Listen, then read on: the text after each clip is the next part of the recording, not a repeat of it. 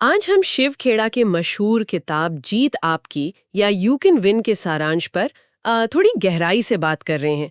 ये वो किताब है जिसने सच में लाखों लोगों की सोच पर असर डाला है। हाँ बिल्कुल, और इसकी शायद सबसे जानी मानी लाइन है, जीतने वाले कोई अलग काम नहीं करते। वो बस काम अलग ढंग से करते हैं। बिल्कुल। तो आज का मकसद यही है कि इस सारांश से सफलता के वो कौन से सूत्र हैं जिन्हें हम समझ सकते हैं। सही कहा। और देखिए, ये किताब सिर्फ मोटिवेशनल कोट्स का कलेक्शन नहीं है। जैसा सारांश बताता है, ये असल में एक प्रैक्टिकल गाइड जैसी है।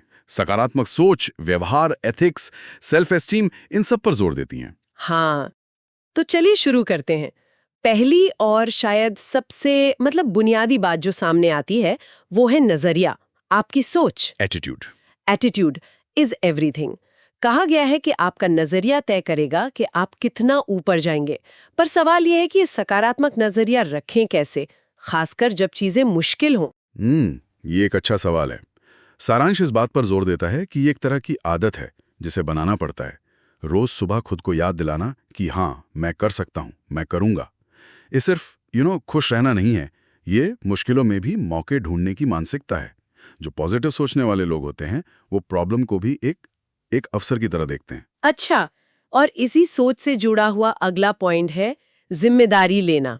सारांश कहता है कि फेल होने वाले लोग अक्सर बहाने बनाते हैं, दूसरों पर उंगली उठाते हैं, जबकि सफल लोग कहते हैं हाँ, ये मेरी जिम्मेदारी है। लेकिन ये कहना आसान है ना, जब कोई बड़ी गड़बड़ हो जाए तब जिम्मेदारी लेना तो मुश्किल होता है ना। हाँ, मुश्किल तो होता है, पर सारांश इसे लीडरशिप का पहला कदम मानता है। बात सिर्फ गलती मानने की नहीं है, बल्कि उससे सीखने की है और फिर आगे बढ़ने की है। ये समझना कि हालात शायद आपके कंट्रोल में ना हो, पर आपका रिएक्शन वो आपके कंट्रोल में है। ये पावर देता है एक तरह से। बहाने बनाने की जगह सॉल्यूशन पर फोकस करना। सॉल्यूशन पर फोकस। और जिम्मेदारी लेने के बाद कई बार सामना होता है असफलता का। सारांश कहता है ये कोई दीवार नहीं है बल्कि एक सीढ़ी है। वो लाइन है ना, failure is a detour not a dead and. पर असल जिंदगी में असफलता से निराशा होती है। तो इससे सबक कैसे लें, कैसे इसे सीढ़ी बनाएं? देखिए, इसका मतलब है असफलता को फाइनल रिजल्ट की तरह नहीं देखना, बल्कि एक फीडबैक की तरह। ये आपको बता रही है कि शायद तरीका गलत था या कोशिश में कुछ कमी थी। जरूरी यह है कि रुकें, सोचें क्या गलत हुआ, क्यों हुआ, अगली बार क्या अलग करना है। ये उस जानकारी का इस्तेमाल करके अपनी स्ट्रैटेजी सुधारने जैसा है। हाँ, नजरिए का ही फर्क है पूरा। अच्छा, इसके बाद सारांश चरित्र यानी कैरेक्टर पर भी बहुत जोर देता है। वो कहते ना, काबिलियत आपको ऊपर ले जाती है पर चरित्र आपको वहां बनाए रखता है। सुनने में तो ये बहुत अच्छा लगता है, पर प्रैक्टिकली चरित्र इतना जरूरी क्यों है? क्योंकि चरित्र ही, आप कह सकते हैं, विश्वास की बुनियाद है।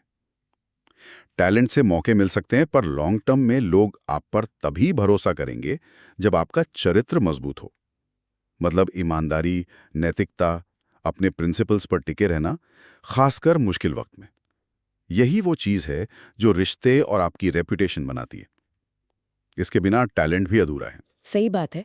और चरित्र के साथ साथ एक और प्रैक्टिकल चीज है, लक्ष्य तय करना। बिल्कुल। Goal setting. सारांश कहता है बिना लक्ष्य के जीवन का कोई डायरेक्शन नहीं होता।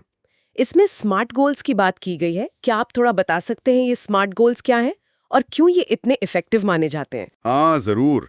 स्मार्ट एक एक्रोनिम है। एस यानी स्पेसिफिक, बिल्कुल साफ, जैसे फिट होना नहीं बल्कि 3 महीने में 5 किलो कम करना।